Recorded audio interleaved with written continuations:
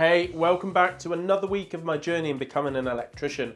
This week we're talking about the estimator, the electrical estimator. Either I've done a very good job with my thumbnail and title, or the role of an estimator is just for you.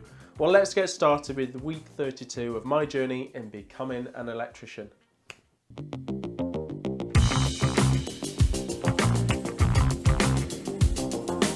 I'm so used to small businesses that when you talk of an estimator, I just think it's another role for the self-employed person, almost a thankless task of providing quotes for jobs that there's no guarantee that you're going to get. But the material that I've studied is talking about much larger businesses and larger organisations where the role of an estimator is just one person's job. There might even be a few estimators in businesses.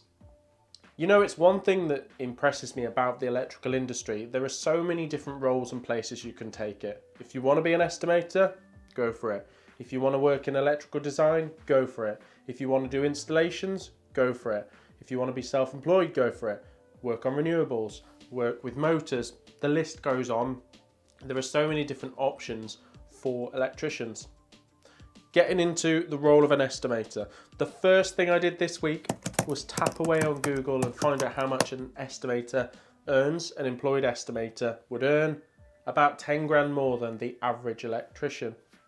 Not too bad, but personally, would I want to earn an extra 10 grand to do something that I'm just not interested in? Okay, it's a different thing if you're a smaller business and you're dealing with your own estimates. It's just part of the job. You might sub it out maybe, or have an employee do that. But yeah, doing that myself as a full-time job, not sure if it's for me. I learned that an estimator is going to work closely with a design team. This usually is going to mean an architect, but it could have others in the team, other types of engineers, or maybe an electrician who's designed, which they can work together to make sure that they're then able to quote for the things that are needed.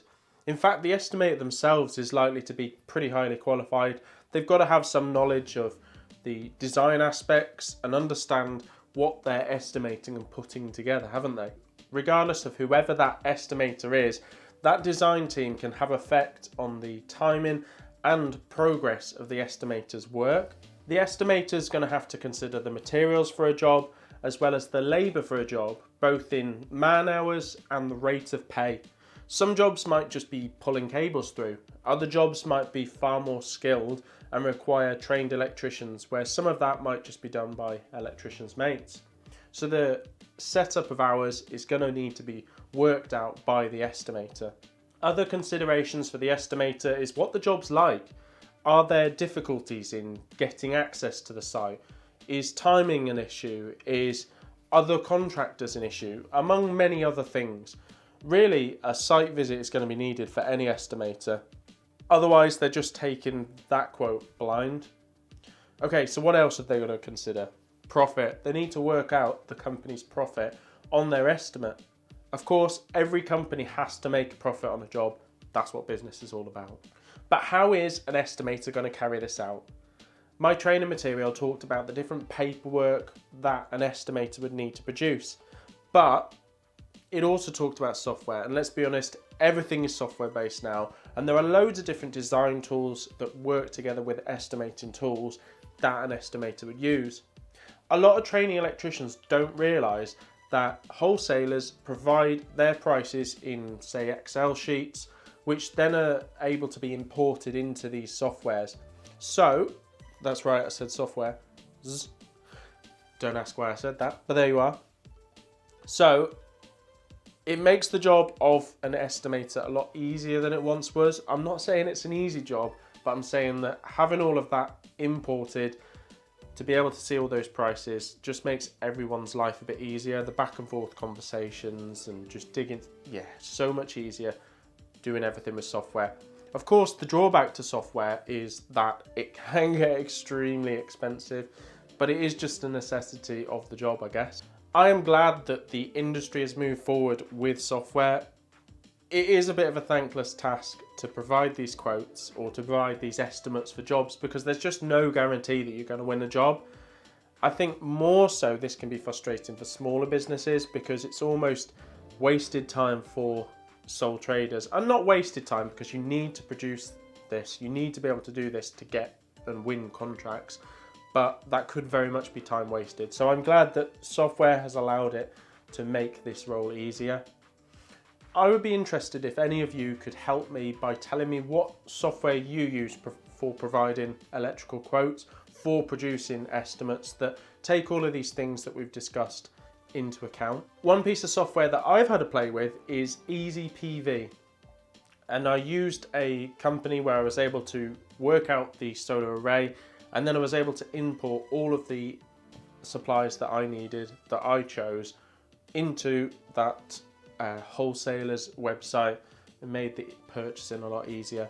Again, from a solar point of view, if any of you have got any advice on which design software and automation software that you've used, let me know, please. Something I learned about this week was bonding. No, not our gas pipes and our water pipes, but in providing an amount of money to the client or the prime contractor to basically guarantee that the electrician will do the job that they've quoted for. I have never come across this in any of my work in life because it's just not, none of the work I've done is on the scale for these projects. I think of maybe a massive skyscraper or office block, or you know, maybe a refurb or an extension to a hospital, something like that. If you have had any experience of bonding in any of the work that you've been involved in, drop it in the comments below. One of the key points that I picked up in this week's training, and I really feel this is the take-home lesson for me, is that when providing estimates or quotes for jobs, that it's important to not take on work that you can't manage. So if the project is just too big, if you don't have the manpower, the financial resources, like among other things, there are so many things to consider that it could actually be to the detriment of the electrical business. It could undermine that business, damage the reputation.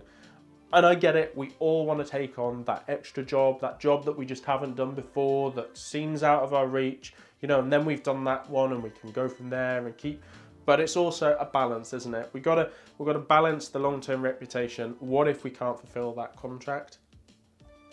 I learned loads more about factoring in things like the weather, filling out all different paperwork to do with logging employees' time and subcontractors and all this sort of stuff. Basically, keep good records and take loads of other things into account when providing estimates.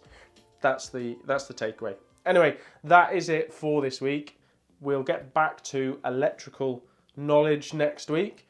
I've looked ahead and it's going to be a bit more exciting, in my view, than this week's learning. But there we are.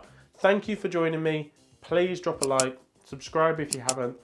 I don't know of any other place where this entire journey of becoming an electrician is available.